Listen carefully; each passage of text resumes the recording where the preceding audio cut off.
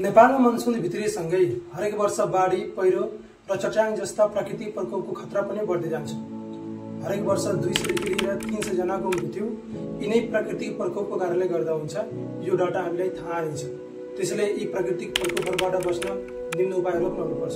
उपाय नम्बर 1, सधैँ आफ्ना वरिपरिका इन्भाइरोमेन्टलाई मोनिटरिङ गरिराख्नुपर्छ। वर्तमान मौसमका बारेमा जान्न www.dhm.gov.np नामक वेबसाइटमा भिजिट गर्नुपर्छ। 0141131991 मा गएर कन्ट्याक्ट गर्न सक्नुहुन्छ। नेपाल वेदर फोरकास्टका फेसबुक पेजमा गएर भिजिट गर्न सक्नुहुन्छ। लास्ट पोइन्ट जुन सबभन्दा इम्पोर्टेन्ट रहेको छ कि पूर्व तयारी प्रिपेड हुनुपर्छ।